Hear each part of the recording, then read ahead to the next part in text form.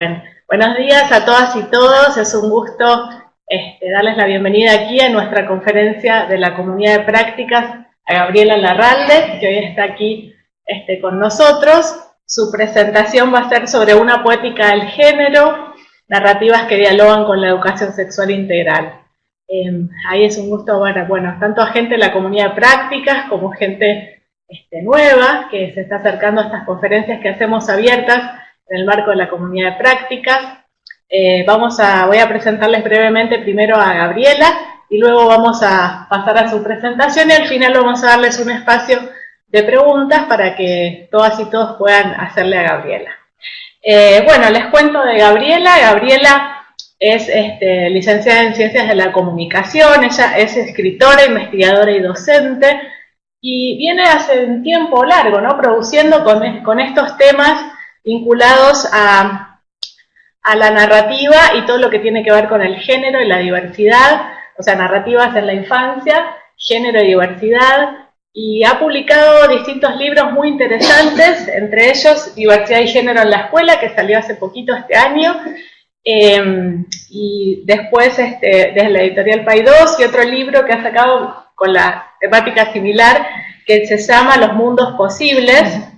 Y bueno, nos parece que sus aportes son muy interesantes para pensar en esto de cómo podemos plasmar o cómo se piensa este vínculo, ¿no?, entre las narrativas y el abordaje de la educación sexual integral en el ámbito educativo. Creemos que es un gran aporte, desde como en los cursos lo venimos trabajando, que aquí ya veo que está Carlos Moreno de España.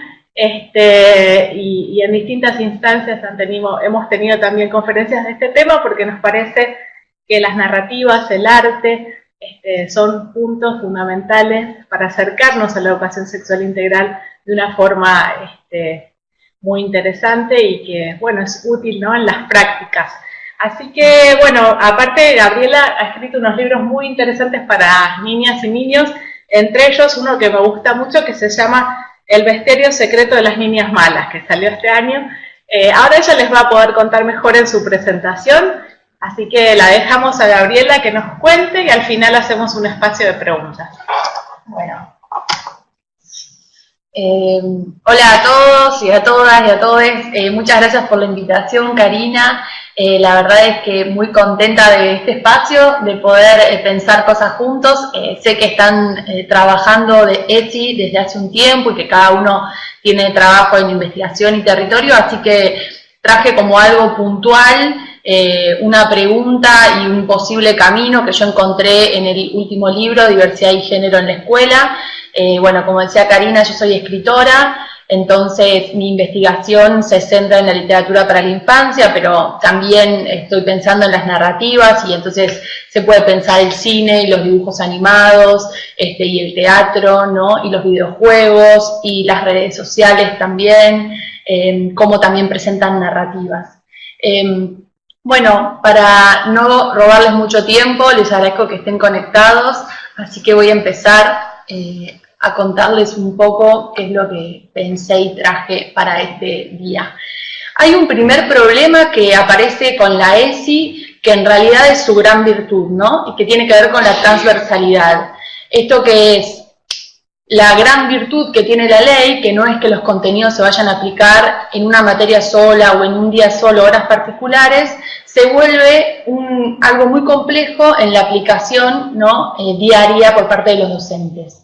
Máximo cuando ocurre que las capacitaciones no llegan, que los materiales no llegan y todos los problemas de financiamiento que atraviesa en este momento la ley. Entonces, se aparece como una dicotomía, ¿no? Bueno, transversalidad sí, división de temas, ¿no? Sí. Ahora en estos momentos hay una modificación que se está intentando aplicar en la ley, donde además, más allá de que la ley sea transversal, además se puedan dar contenidos en horarios o en días particulares, que algunas escuelas ya lo están haciendo. Entonces yo pensaba en este problema y de qué manera había algún camino que se pudiera trazar para empezar ya a correrse de este lugar dicotómico, ¿no? Porque siempre estamos entre dicotomías y a veces nos enredamos ahí. Entonces lo que yo quiero traer tiene que ver con el arte, con los libros, con la literatura para la infancia. Hay un texto muy lindo que se llama La Gran Ocasión, ¿no? Me sale Graciela Borda, bueno, no me acuerdo el nombre de la autora, que dice que la gran ocasión es la escuela para crear lectores, ¿no? Y creo que también la escuela es la gran ocasión contra la violencia, porque es en el mismo aula en donde comienzan a trazarse las relaciones de violencia, de desigualdad, de discriminación, ¿no? Entre los compañeros. También el deseo, también la construcción del cuerpo propio y el ajeno, los límites.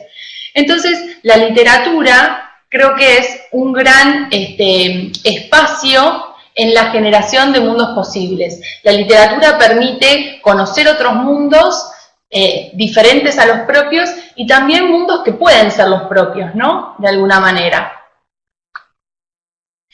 Acá elegí algunos libros para que puedan ver y también los puedan buscar, donde se presentan distintas narrativas que abordan de distintos lugares conceptos que están en la ley, ¿no? Por ejemplo, Me enamoré de una vegetariana, que es una novela de dos chicas que se enamoran en la secundaria, De familia en familia, que muestra distintos tipos de familia, La guía de las chicas, que va a trabajar los cambios que hay en la preadolescencia, y así, bueno, podría seguir hasta el vestido de mamá, de un niño que juega a disfrazarse con el vestido de la madre, Las antiprincesas de Gilda también, que muestran otras mujeres, a las comúnmente representadas como princesas, esperando que un hombre las salve, ¿no?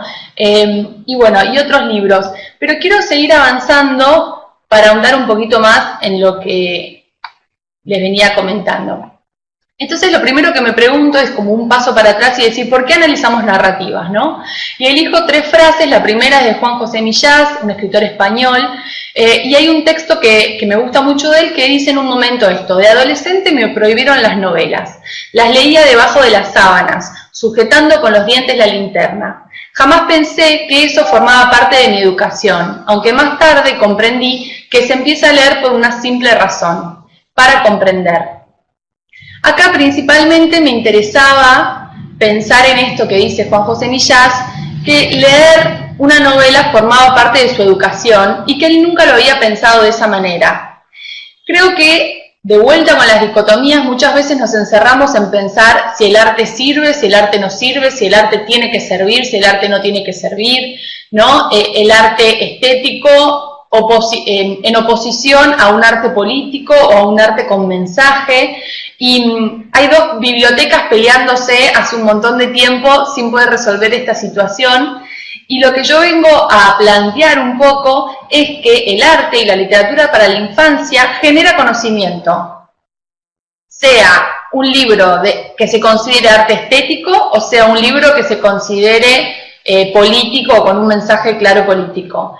Siempre estamos en presencia de la generación de conocimiento cuando leemos un libro, y eso forma parte de la educación de los chicos y de las chicas. Entonces me parecía que como primera instancia tener eso en cuenta, y acá en esta frase Juan José Millás lo trae con una anécdota, ¿no? De manera muy simple. Después pensaba en María Teresa Andrueto y este texto que aparece en su conferencia Hacia una literatura sin adjetivos, donde dice: vamos los hombres y las mujeres al diccionario para saber acerca de las palabras, y a los libros de ciencia para saber acerca de ciencia, y a los diarios y periódicos para leer las noticias de último momento, y a las carteleras de cine para saber qué películas pasan. Pero ¿a qué sitio vamos para saber acerca de nosotros mismos? Los lectores vamos a la ficción para intentar comprendernos, para comprender algo más acerca de nuestras contradicciones, miserias y grandezas, es decir, acerca de lo más profundamente humano.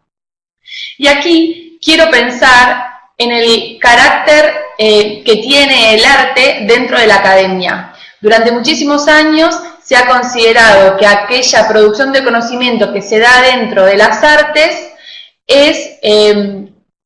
vale menos, digamos, que otro tipo de conocimiento como el que se puede producir desde la tecnología o desde una ciencia exacta. ¿Por qué pasa esto? Porque durante mucho tiempo se consideró como algo negativo que el arte incorporara las sensaciones, los sentimientos, el cuerpo, las corporalidades, ¿no? pensamos en un actor de teatro que le pone voz a un texto, pensamos en un poeta, ¿no?, que escribe acerca de la experiencia propia. Bueno, durante muchos años las academias, o la academia como un todo, consideró que esa producción de conocimiento era menos válida o valía menos que la otra. Y acá lo que María Teresa Andreotto trae, y es lo que yo también quiero traer, tiene que ver con que el arte no solo que produce conocimiento, y produce conocimiento acerca de lo profundamente humano, o sea, de temas que nos atraviesan en el día a día constantemente, sino que lo hace de manera tal que no deja afuera distintos aspectos que los adolescentes, las adolescentes, los niños y las niñas atraviesan en su cotidianidad y en su educación. El arte no va a cruzar una barrera o levantar una pared frente a esas cuestiones como la emoción, ¿no?, o como los nervios que le pueden pasar a un artista antes de una presentación. Los va a incorporar, los va a tomar como elementos, y es por eso que la enseñanza en arte y el conocimiento, la producción de conocimiento en arte, está tan ligada con lo que puede ser la educación en educación sexual, ¿sí?, y las distintas relaciones que aparecen en el territorio, en las escuelas. Como última frase, quiero traer la de Michelle Petit, que es una autora e investigadora francesa, pero que estuvo en Argentina y tiene pleno conocimiento de distintos trabajos que se han hecho acá. Y ella habla sobre la transmisión cultural, ¿no? Y dice que la transmisión cultural es la presentación de un mundo. Entonces pensemos en los docentes, ¿no? Las docentes como mediadoras. Te leo, te muestro trocitos de saberes, de ficciones, para que estés en condiciones de simbolizar la ausencia, para hacerle frente, tanto como sea posible, a las grandes preguntas humanas, los misterios de la vida y de la muerte, la diferencia entre los sexos, el miedo al abandono, a lo desconocido, al amor. Para saber lo que otros pensaron de las preguntas que te planteás, para que sepas que no estás solo para hacerles frente. Lo que está en juego en la transmisión cultural, y en particular con la lectura, es la construcción de un mundo habitable humano. Y acá volvemos un poco al comienzo de la charla, en donde pensaba la literatura en la generación de mundos posibles.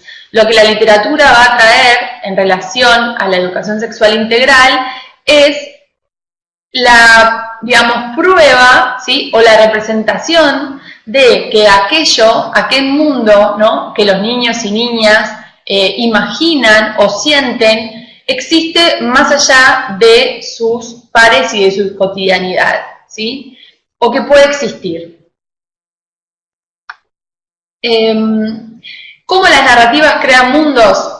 Bueno, las narrativas están presentes en todas las épocas, ¿sí?, de manera oral, de manera escrita. Hablamos de historietas, de películas, de videojuegos, de redes sociales, de canciones, ¿sí? Y hacia el interior de las narrativas tenemos distintos elementos que se pueden disgregar para pensar cómo funcionan hacia el interior, ¿no?, de la narrativa y qué tipo de interpelación provocan en los lectores.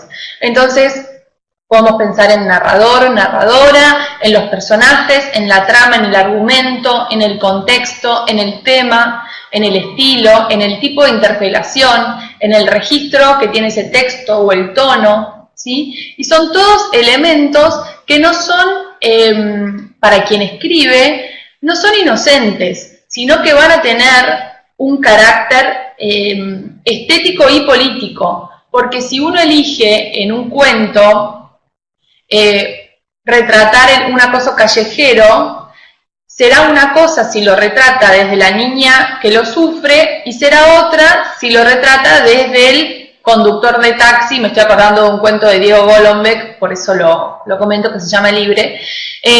Será distinto si lo tomo desde el conductor que ve a esa niña y comenta, y será distinto también si quien narra es el pasajero, como es el caso de este cuento, es el pasajero que va en ese taxi con un taxista que le está contando lo que ve de una chica que está pasando, ¿no? Todas esas decisiones que un escritor toma no son meramente casuales. Hay una búsqueda, hay una intención, dicen cosas, producen conocimiento. hay una concepción muchas veces que el trabajo del escritor o del artista parte únicamente de una motivación, una musa, algo, ¿no?, que viene como desde otro lugar, como más allá. Y todas las decisiones que uno toma cuando escribe tienen una direccionalidad, digamos, y producen sentido, un sentido determinado, muchas veces que uno tal vez lo emprende y que será o no leído de ese modo o completado el significado por el lector o las lectoras. Una poética del género, que es un poco la propuesta del libro Diversidad y Género en la Escuela, es justamente esto: leer como una toma de posición frente al libro, leer como un acto de resistencia, no de mera contemplación. Por eso cuando analizo libros no pienso solamente en si un libro viene a representar, como si fuera con un papel para calcar, una realidad existente, una familia homoparental, sino lo que estoy pensando y lo que podemos pensar juntos tiene que ver con de qué modo se hace eso, ¿no? Entonces, de este modo, como charlábamos antes, pensar quién está narrando, cuál es el contexto, cuál es la trama, cuál es el conflicto, ¿no? Los primeros libros que trataban familias homoparentales, los libros infantiles, se llamaba, por ejemplo, Paula tiene 2 mamás, Nicolás tiene 2 papás, y en ese título se encerraba el conflicto principal de la trama del cuento.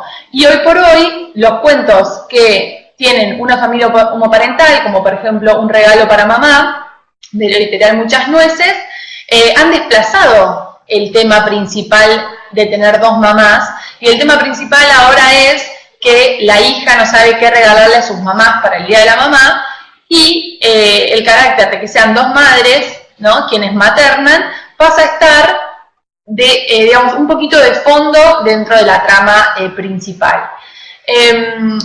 Y esto me parece importantísimo porque la literatura es también aquello por lo cual se lucha en un momento determinado, en una sociedad determinada. No solamente que la literatura viene a reflejar cosas que pasan o no las refleja. La literatura es también aquello por lo que se lucha y los productos culturales. Que haya una obra de teatro que muestre una infancia queer como El vestido de mamá, que estuvo el año pasado acá en Buenos Aires, donde muestra un nene que se viste, se pone el vestido de la mamá. Yo estuve hablando el otro día con su director, Gustavo Tarrío, y me contaba que sigue todavía pasando, que cuando el niño en escena se pone el vestido de la mamá, se hace un silencio muy grande en la sala, hay chicos que se ríen, hay padres que se espantan, hay padres que se han levantado de la obra. Entonces, todo eso es aquello por lo que se está luchando en una sociedad, la representación en los productos culturales de una época. En ese sentido, la propuesta de una política de género tiene que ver con, yo a veces cuando doy charlas para adolescentes, se los grafico con anteojos, como si uno pudiera ponerse unos anteojos o como si hubiera un crisol por el cual podemos mirar que contempla el género y a la diversidad.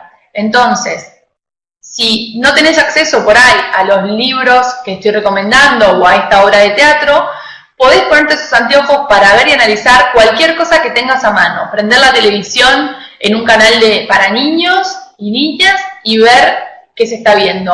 Agarrar Caperucita Roja, agarrar clásicos, agarrar cualquier libro y atravesarlo desde esta perspectiva. Y desde esta perspectiva con elementos propios de la literatura. Entonces pensar quién narra, quiénes son los personajes, qué están haciendo los personajes, cómo son físicamente, qué gustos tienen, responden o no responden a estereotipos de género, qué acciones, ¿no?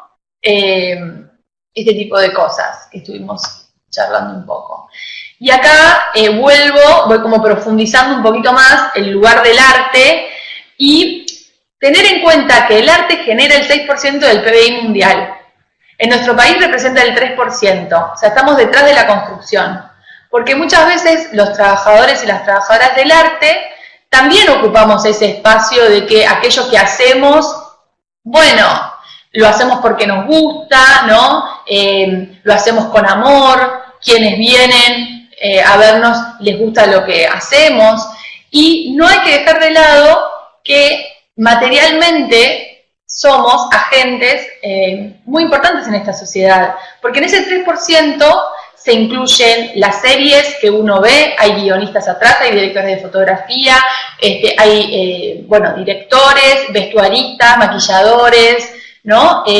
Los libros, bueno, por supuesto, dibujos animados, o sea, hay obras de teatro, digo, la obra de teatro y Calle Corrientes también es arte, también está dentro de lo que es nuestro ámbito. Y el arte es además, digo, también teniendo en cuenta estas herramientas y el poder de alcance que tiene, saber que el arte es un agente transformador de la sociedad y que específicamente en lo que refiere a la literatura, yo creo que tiene un diferencial muy específico y que puede ser de mucha ayuda en lo que tiene que ver con la educación sexual integral. Rápidamente, para abrir un poco a preguntas y charlar también con Karina, que veo que está anotando algunas cositas, mostrarles dos ejemplos de esto que estoy comentando, intentando pensar. La literatura se construye en lo particular, ¿no?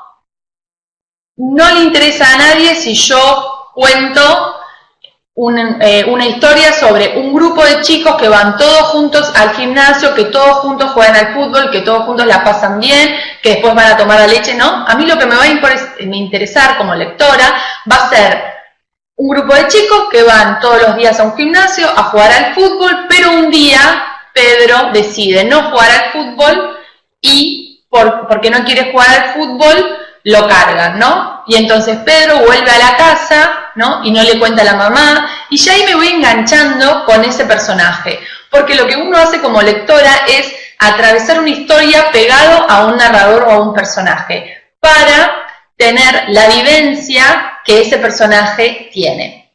En ese mismo sentido, la sexualidad es la construcción de lo particular. La identidad es eso.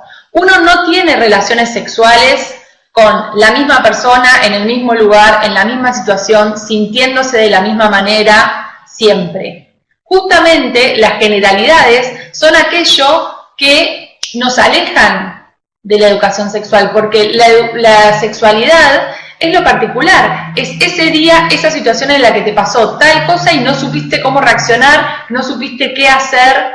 Entonces la literatura lo que viene a traer es justamente la construcción de una particularidad, para que los chicos y las chicas sepan que también van a estar ellos dentro de una particularidad y no de una generalidad, como puede ser, como ponerse un preservativo.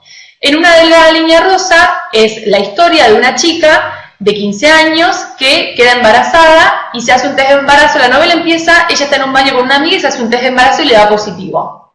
Y la amiga lo primero que le dice, es un libro italiano, donde allá la educación sexual ya tiene más años que acá, la amiga le dice, pero si somos cinturón negro en educación sexual, ¿no? Y ella entonces le cuenta cómo fue la situación. Le cuenta que estaban en un gimnasio y que antes de tener relaciones sexuales, el chico le pregunta, ¿corremos riesgos? Y ella le dice, no, porque piensa que se lo está diciendo por si alguien puede entrar. Y como ella cerró la puerta, le dice, no, no corremos riesgos. Y él se lo está preguntando para saber si ella se cuidaba, tomaba pastillas. Entonces, él no se cuida, ella, bueno, tampoco, y ella queda embarazada. Entonces acá aparece una de las cuestiones o dos de las cuestiones que la literatura permite recuperar. Una tiene que ver con la rugosidad del lenguaje, ¿no? Con las subjetividades dentro del aula y también con los contextos. Fíjense cómo en una conversación tan simple, ¿no? No se entienden. Porque es mentira que el amor viene a alisar el lenguaje y a convertirlo como si fuese una especie de autopista donde nos entendemos perfectamente. Al contrario, es en esos momentos en donde los adolescentes y las adolescentes menos se van a entender, más, digamos, conflictos van a surgir dentro del habla, porque van a pensar no, si digo esto voy a quedar como un tonto o voy a quedar como una tonta, si pregunto esto va a pensar que no le gusto o que no gusto, ¿no? Aparecen un montón de cuestiones. Imagínense si para una que es adulta, ¿no? Es difícil hablar acerca del amor, es difícil plantear alguna situación con una pareja o con un amigo o con la familia. Imagínense adolescentes que están entendiendo qué es ese sentimiento, entendiendo cómo es relacionarse con un otro, con una otra. Entonces la literatura construye esa particularidad en las relaciones y construye también el contexto, los distintos contextos en donde algo sucede. Y en esos contextos participa también los sentimientos, que es otra de los ejes de la ESI, cómo una persona se va a sentir en ese momento. El último ejemplo que quiero dar es el de Me enamoré de una vegetariana, que son dos chicas que se enamoran en la secundaria y bueno, su autora, Patricia Kolesnikov, dice que es una novela políticamente que ella decidió que sea feliz, porque es una historia donde no aparece la homofobia, sin dejar que aparezca, o sea, igualmente aparece un contexto político, ¿no? Y social en relación a ese vínculo, pero es una historia feliz donde ellas transitan ese primer amor como otro primer amor, ¿no? Y acá la literatura, como generación de conocimiento, como lo que estuvimos charlando antes, no deja fuera al cuerpo, a las sensaciones, al amor y al error, ¿no? Como la vida misma. Es en esta novela donde nosotros vamos a poder transitar la lectura desde esta narradora que va a ir contando qué le pasa y va a contar sensorialmente qué le pasa en el cuerpo, qué le pasa en el habla, qué le pasa en las relaciones también con su familia. Y creo que, de alguna manera, desde lo particular, se puede trazar un camino que se asemeja más y que incorpora cuestiones particulares como el cuerpo, las sensaciones, el habla, los contextos, que permiten ayudar a desarticular, ¿no? Un poco la educación sexual y el cuadernillo o la clase del preservativo o de biología y poder dar un paso más acerca, ¿no? O hacia aquello que decía María Teresa Andrueto, lo más profundamente humano. Un poco creo que tiene que ver con eso. Buenísimo, Gaby. Bueno, buenísimo, Gaby, muchas gracias. Realmente una presentación muy interesante, muy clara, que nos hace pensar todo esto de cuál es el aporte, ¿no? Que tienen las narrativas para pensar en la educación sexual integral, y que es muchísimo, y digamos toda esta producción de sentidos que se produce a partir de las narrativas nos sirve para trabajar los temas integralmente y que muestren otras dimensiones, como vos decís, que digamos desde lo que es la estructura formal de una clase o de un contenido no se pueden transmitir, no se pueden contar. Bueno, me gustaron mucho varias frases, pero creo que primero le vamos a dar lugar a las preguntas también de todas y todos. Les pedimos que si tienen preguntas nos las escriban por el chat, así Gabriela, ya que está aquí, les puede responder y después hacemos un cierre. A ver, acá parece que hay alguna pregunta. Aníbal está escribiendo. A ver.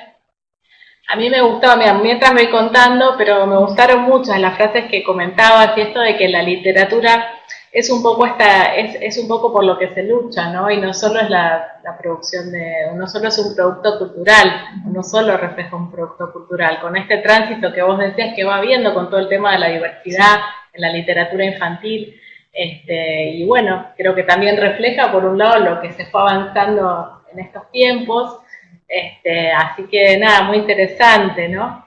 Y esto de que cómo va representando también las distintas épocas.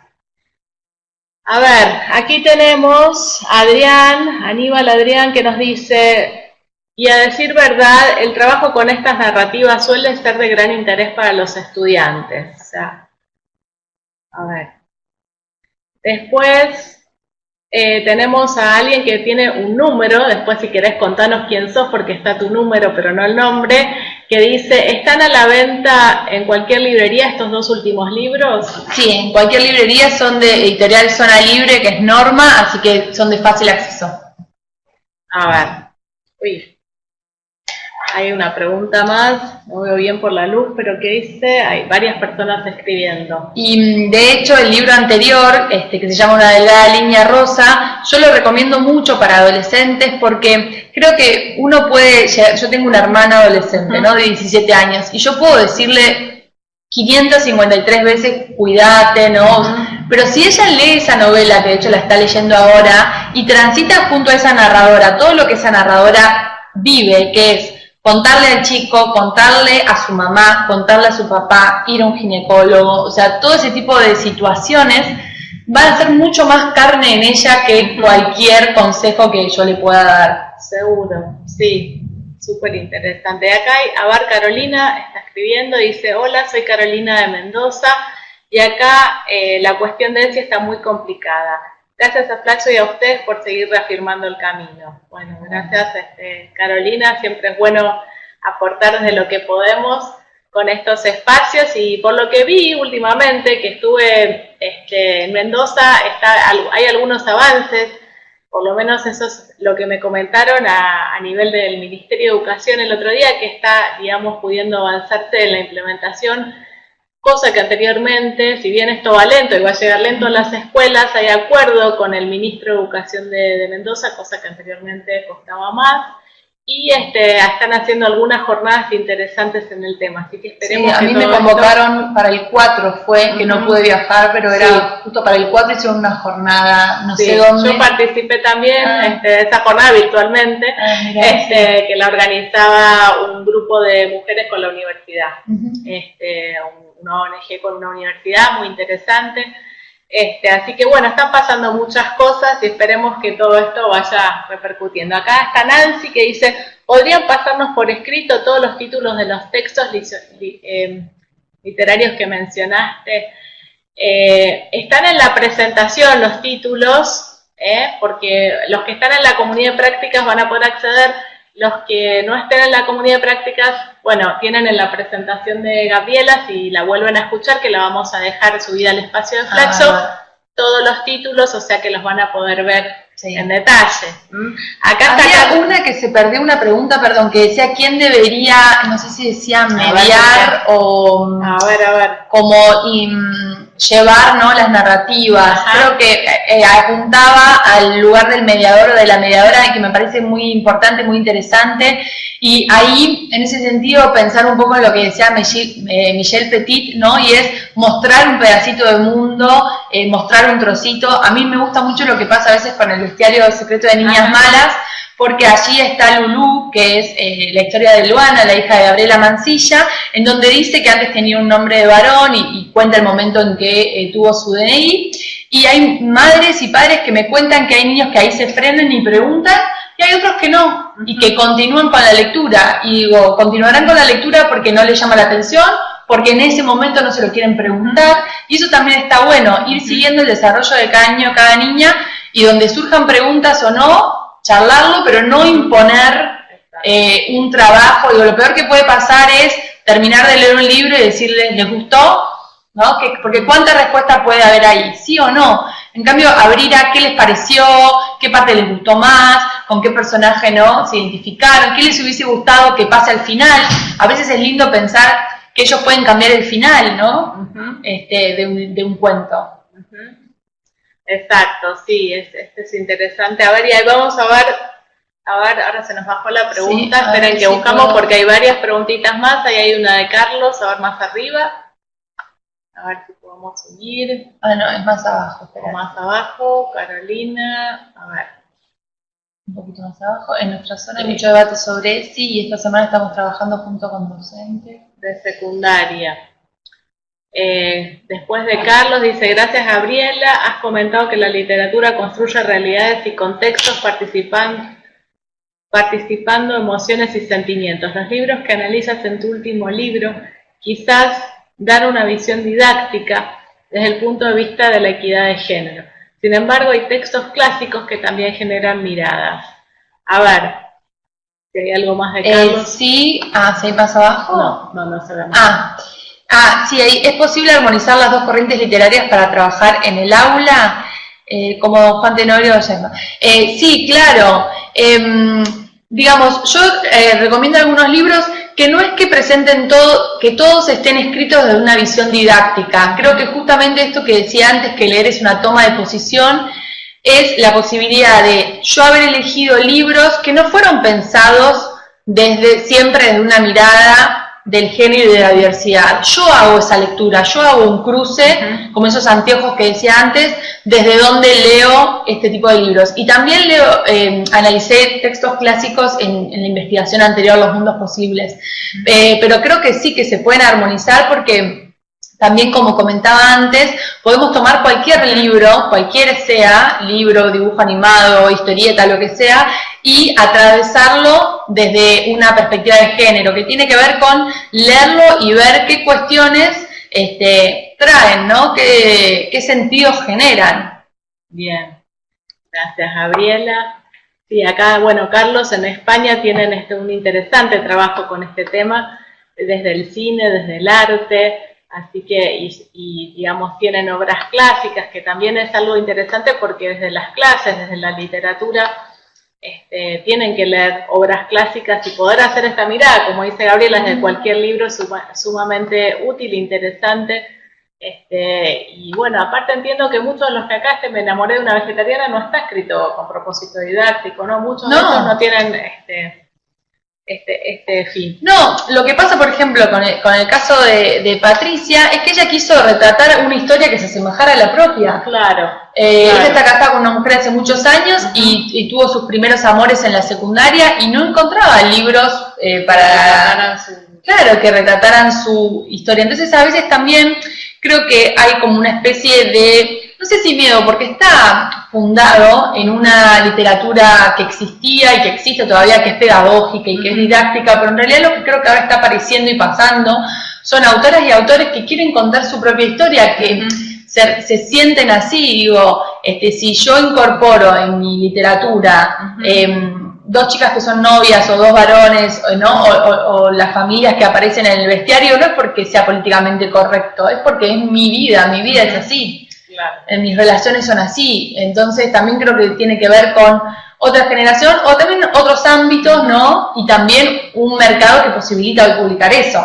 Claro. Porque por ahí en otro momento existía, pero no se podía mostrar, decir, ¿no? Claro, exacto. Sí, claro. Y de hecho, bueno, ahí pasan las obras clásicas también, ¿no? Muchas cosas que en su momento eran como tapadas y hoy día no lo son porque la realidad es otra. A ver, acá tenemos más preguntas. Carolina dice, ¿cómo se puede unir a la comunidad de prácticas CESI? Soy egresada, cursante de la especialización en educación, escritura y lectura.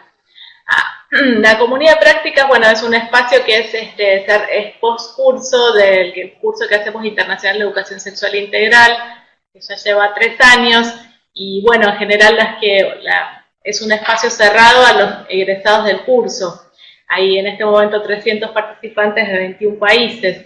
Y lo que hacemos son algunas actividades abiertas, como esta conferencia, las conferencias mensuales, que siempre las publicamos en la página de Flaxo. Tenemos un boletín, que se llama el Boletín Intercambiate, que también está abierto, que todos y todas escriban y tiene difusión gratuita, se difunde también en la página de Flaxo y en distintos espacios abiertos. Esos espacios sí son para todas y todos. El de la comunidad es restringido, pero bueno, como tenemos esta doble vía, ¿no? Espacios abiertos y cerrados. Después, Erika nos dice, ¿qué libros recomendás para niños de 6 a 8 años? A ver. A ver, ¿cuál puedo recomendar? Porque yo en el libro los voy separando por distintas temáticas. Me gustaría recomendar uno que se llama Malena Ballena, que se consigue porque es de los pocos libros que hablan acerca de la gordura, de una talla mayor a la media, y en esa edad, entre 6 y 8 años, es muy común y es muy, sucede muy a menudo que están esos cuerpos en transformación y en cambio, ¿no? Y aparece el bullying y aparece la discriminación de manera muy marcada en relación a la alimentación, ¿no? Y a los cuerpos. Así que ese libro lo recomiendo, y después también hay otro de Falconi, de Ana María Inés Falconi, que se llama La Gorda, y que ese se encuentra en audio en internet. Así que si no pueden acceder al libro propiamente dicho, se encuentra ahí. Después también quisiera recomiendo un tercer libro, porque me engancho y puedo recomendar mil, pero claro.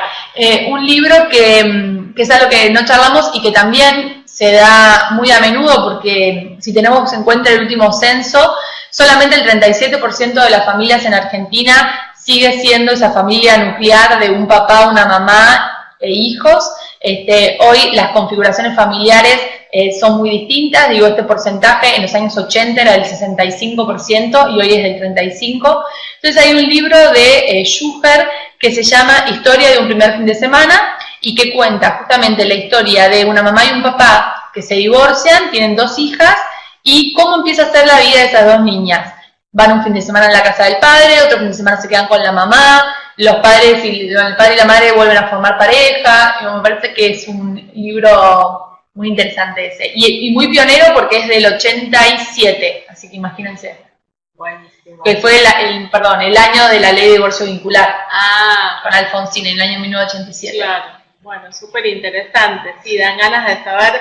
Gabriela realmente tiene un montón de títulos para recomendar, súper interesantes. Bueno, acá hay más preguntas. A ver, Erika nos dice que, bueno, esto ya está. Después Carolina decía, ¿dónde está Aníbal? Se cortó un poco, dice, hablabas de invitar a generar narrativas propias por parte de estudiantes. Sí, y en ese sentido a veces como tal vez es más difícil que partan desde cero, porque esto de la hoja en blanco nos pasa a los adultos y nos pasa a los niños y a las niñas también. A veces se puede tomar un libro preexistente, un cuento, y cambiarle el final o cambiarle el protagonista, ¿no? O hacer que el protagonista sea uno de los niños. Me parece que hay distintas maneras de que ellos puedan apropiarse del texto. Muchas veces cuando leo con niños libros, lo cierro y por ahí el libro trataba acerca de un perro, por ejemplo, pienso en mi perro López, un perro que quiere ensuciarse y no lo dejan, y cuando terminas el cuento, por ahí el chico te dice, viste que la mamá tal cosa, y él se quedó con otra cosa del cuento, no con lo que el cuento, ¿no?, viene como en primera instancia a contar, y eso me parece que es muy interesante y es muy rico, y es lo que hay que habilitar, ¿no?, la apropiación, porque siempre asistimos a subjetividades. Cada niño va a leer lo que necesita en ese momento leer, ¿no? De alguna forma. Claro, lo que produce la narrativa es realmente súper interesante, los chicos y las chicas. Ahora acá tenemos otra pregunta, dice, perdón, no me presenté, pero no pude cambiar eso en el chat, mi nombre es María Gabriela, muchas gracias. Gracias María Gabriela. Claudia dice, hola, y para la etapa anterior de sala de 4 y 5, ¿qué textos, Gaby, nos puedes recomendar? Bueno, del vestido de mamá, que hablé antes, que es un niño que juega a disfrazarse con el vestido de la madre y se pone tacos, no solo lo recomiendo por eso, lo recomiendo porque además los padres que aparecen en la historia, no siempre están haciendo cosas en relación al cuidado de los niños, que eso es algo que en literatura para la infancia aparece mucho. Cuando hay madre o padre están cuidando al niño o retándolo o cocinándole, y acá se están disfrazando para ir a una fiesta, por ejemplo. Y la madre es más gorda que el padre, y el padre se está quedando sin pelo, y hay muchas, digamos, representaciones diversas. Por ejemplo, el nene en un momento está mirando la televisión, que es algo que en literatura infantil todavía sigue, no aparece la televisión, no aparece una tablet, un celular. Yo entiendo que son prácticas que intentamos evitar, pero se vuelve una irrealidad porque vos agarrás cualquier libro y hay bibliotecas enteras, los niños están leyendo, nunca se están portando mal, no es como... entonces, bueno, me parece que en varios puntos el vestido de mamá es interesante. Bien. A ver, hay algunas preguntas más. Dice Nancy, perdón, hoy hablaste de un libro sobre una alumna que se siente que su nombre no le pertenece o algo así, algo de Luana, ¿no? Luna. Sí. No sé si escuché mal. Sí, dentro del Bestiario Secreto de Niñas Malas, que es un libro que escribí, que ilustró Miriam Camero Sierra, una de las niñas es Luana, Lulú, que es una representación de la hija de Gabriela Mansilla, que fue la primera niña en tener su documento con su identidad autopercibida acá en Argentina y en el mundo. Entonces nosotros de alguna manera, nosotras quisimos retratarlas, y bueno, yo hablé con la madre y le mostré el texto y el dibujo, y les gustó, y a Luana le encantó el dibujo, y bueno, la incorporamos, así que sí, ahí aparece, digamos, su historia. Bien, a ver, me acerco porque me cuesta ver las letras, perdón. Sí. No, sí, se puede repetir si es para adolescentes. No es para adolescentes, el bestiario empieza ¿para qué edades? Empieza, siempre yo pregunto, me gusta saber qué... Bueno, ese es como muy subjetivo, sí. Yo creo que lo pueden ver desde chicos chiquitos, desde chicos de 2, 3 años, para mí se le puede leer porque como decimos, la narrativa y la interpretación de cada chico y va a ser diferente, así que yo creo que es un libro que puedo empezar a leer desde pequeñitos, ¿no? Sí, las experiencias que yo he tenido de 2, 3 años, ya hay distintos tipos de comprensión y de juego con el libro, y hasta, entre 8 y 10 también. Sí, yo creo que incluso hasta 11, porque digamos que muestra, es un libro que permite esto, de ver que cada uno se puede ubicar según su nivel de análisis, de interpretaciones, parece, ¿no? Sí. Bueno, a ver, dicen, ¿qué más? ¿Alguna más, Nancy? ¿Me lo podrás? No, listo. Creo que hay alguna pregunta más al final, no. A ver, veamos aquí. Bueno, la narrativa, la conferencia de Gaby ha despertado realmente muchas preguntas, muchas inquietudes. Aquí hay alguien más que está escribiendo. Sin duda, este tema despierta muchas inquietudes y muchas ganas, ¿no? De ver estos textos, de conocer, de familiarizarse, de pensar. Así que bueno, es una invitación para seguir creando, recreando en cada espacio a partir de las narrativas que todas y todos tienen. Y bueno, vamos a subir esta conferencia como todas al espacio de la comunidad de prácticas. Además, los invitamos a ver en la comunidad de prácticas el boletín. Seguramente próximamente el próximo número lo vas a pedir a Gaby, que también nos escriba algún artículo para el boletín que es a nivel regional de educación sexual integral. Y también invitamos a todas y todos a participar del espacio del boletín e intercambiéis. Aquí, a ver, hay varias personas saludando. Bueno, nos quedamos con esta posibilidad entonces de seguir pensando. Aquí dice Claudia, muchas gracias por sostener estos espacios fundamentales para quienes estamos lejos. Aníbal, gracias por este espacio abierto. Silvana nos dice si tienen alguna sugerencia para trabajar con personas adultas. Sí, mira, hay un libro que yo regalo mucho a distintos amigos y me parece que es muy interesante, que se llama Un hueco, de Yael Frankel. Es un libro álbum, es un libro sumamente bello y artístico y habla acerca de la pérdida. Y uno de los ejes de la ESI que a veces no es tan mencionado, que tiene que ver con las emociones, creo que es un libro que es bastante amplio en cuanto a la pérdida. Entonces puede ser la pérdida de un ser querido, puede ser, digamos, la pérdida de un espacio, de un trabajo, ¿no? De distintas cuestiones, y es como muy lindo como está simbolizado, y creo que tiene un muy fácil acceso a por ahí personas que no se relacionan tanto con sus propias emociones. Digo, es un libro que se puede regalar a ese papá que nunca habla sobre lo que le pasa, se lo puede regalar, ¿no? Como ese tipo de cosas. Creo que me preguntaba sobre literatura, no sé si era sobre teoría, pero... Gracias, Gaby. Acá, bueno, aparecen saludos. Muchas gracias, de Silvana, de Carlos, agradece, que dice que fue estupendo, muchas gracias. Silvana, bueno, ¿qué viste? Sí, sobre literatura, preguntó. Bien. Bárbaro. Y Claudia dice, ¿pueden volver a repetir el título? Sí, a ver. Se llama Un hueco y es de Yael Frankel. Es una autora argentina y está editado acá en Buenos Aires por Calibroscopio. Muchísimas gracias a todas y todos por haber estado aquí presentes en este espacio y sobre todo a Gaby por compartir con nosotros este espacio y todos sus aportes. Y bueno, seguimos a partir de la narrativa imaginando estos mundos posibles y pensando cada una todas las cuestiones que podemos abordar en distintos textos, y seguramente ahora mirándolos con otros lentes, muchos otros. Así que bueno, es una invitación a continuar. Muchas gracias a todas y todos. Chao. Muchas gracias a ustedes por el espacio. La pasé muy bien. Gracias. Gracias. Chao, chao. Chao.